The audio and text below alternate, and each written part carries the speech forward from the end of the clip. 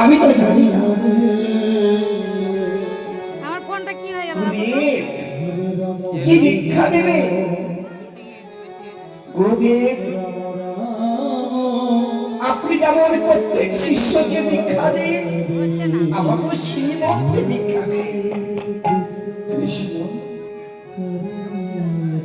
যদি তুমি বলে দাও বিষ্ণু কোন মন্ত্রে দীক্ষা দেব, তবে আমি সেই মন্ত্র তোমায় দেব। আগে আগে তুমি আমায় দাও কৃষ্ণ, তুমি আমায় দাও কোন মন্ত্রে দীক্ষা দেব। গুরুদেব আপনি জানেন না কোন মন্ত্র দীক্ষা দিবেন, তাই হবে গুরুদেব আপনাকে আমি শিখিয়ে দিচ্ছি এই গুরু মন্ত্র, আবার আপনি আমায় ফিরিয়ে দেবেন, তাই হবে। তাছে গুরুদেব কৃষ্ণকে দীক্ষা মন্ত্র দিচ্ছি। এই দ্বারা কি হয় আমরা বুঝতে পারলাম, কৃষ্ণ সেবা করতে গেলে গুরু দীক্ষা নিতে। আজকে প্রথমে কৃষ্ণ তার গুরুদেবের কানে মন্ত্র দিচ্ছে, হরে কৃষ্ণ কৃষ্ণ কৃষ্ণ হরে হরে, হরে রাম রাম রাম হরে হরে।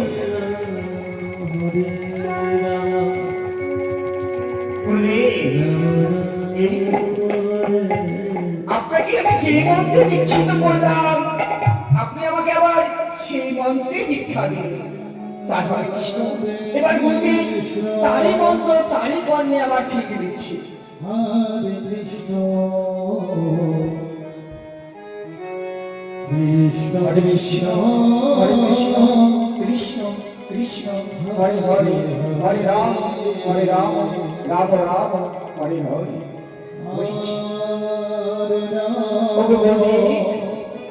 আজ থেকে আপনি আমার গুরু, তাই আমার প্রণাম দিবেন গুরুদেব।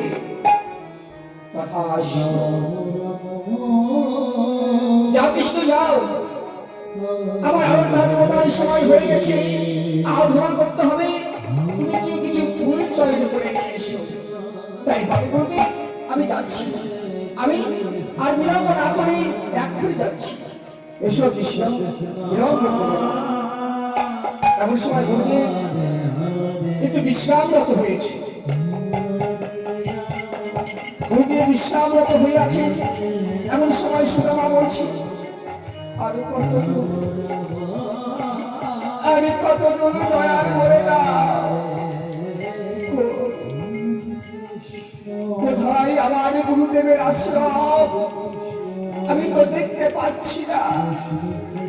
আরে কত দূর বলে না, দয়ারে ঠাকুর বলে না, আরে কত দূর আমার গুরু গৃহ আমি যাব, আমি আর বিলম্ব করবো না।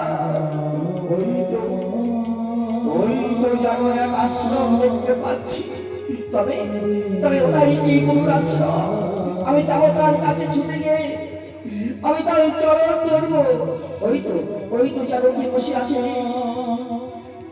ধ্যানমগ্ন হয়ে আমি তার নিকট ছুটে যাবো। গুরুদেব গুরুদেব গুরুদেব,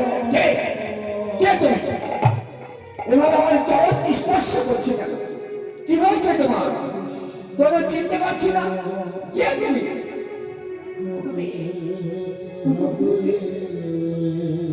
আমি মনে মনে এসেছি আপনার কাছে গুরুদেব, আমার প্রণাম নেবেন গুরুদেব, আমার প্রণাম নেবেন। কে তুমি? এখানে কেন এসেছো? কি হয়েছে তোমার? তোর বাড়ি কোথায়? গুরুদেব বলবো গুরুদেব বলবো, আমি তো সবই কথা বলবো আপনার কাছে। তোমার নাম কি? আমার নাম সুধামা। সুধামা? তোর বাবার নাম কি?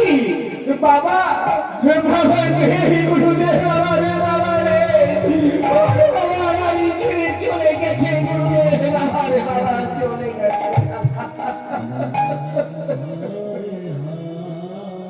ও ওরে খোকা, এই বয়সে তুই পিতৃহারা, কি নাম ছিল তোর বাবা? আমার বাবার নাম ছিল বাসক ঠাকুর। বাসক ঠাকুর? ও, মনে পড়েছে, একদিন তোর বাবার সাথে আমার দেখা হয়েছিল। বড় ভালো লোক ছিল তোর বাবা। আমার বাবা গুরুদেব, আমার বাবা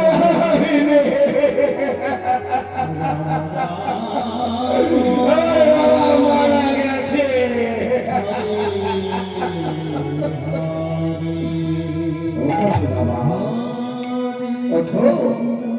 কেঁদো না, জানো তো এই জগতে যে জন্মগ্রহণ করে তাকে তো একদিন চলে যেতে হবে। এখানে এখানে কারো সারা জীবন বেঁচে থাকতে আসেনি সুদামা। কেঁদো না সুদামা, কেঁদো না, একদিন আমাদেরকে চলে যেতে হবে। তাই তোমার বাবা চলে গেছে।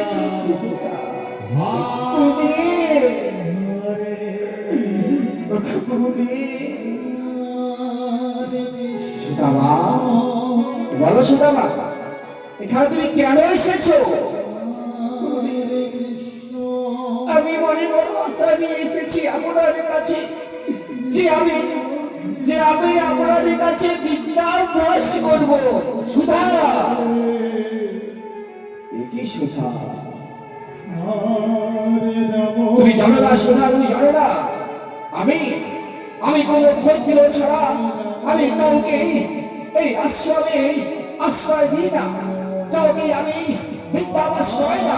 যাও সুধা, যাও, আমার আশ্রম থেকে তুমি চলে যাও। বিদ্যা গুরুদেব না, আমি তাড়িয়ে দেবে।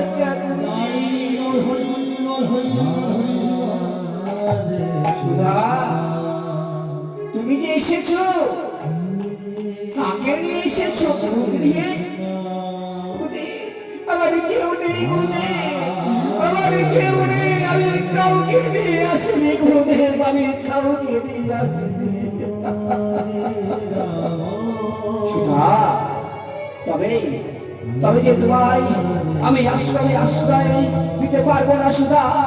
এখানে কোনো অভিভাবক ছাড়া আমার আশ্রমে আমি কাউকে আশ্রয় দিই না। যাও সুধা, যাও, তুমি ঘরে ফিরে যাও সুধা, তুমি ঘরে ফিরে যাও।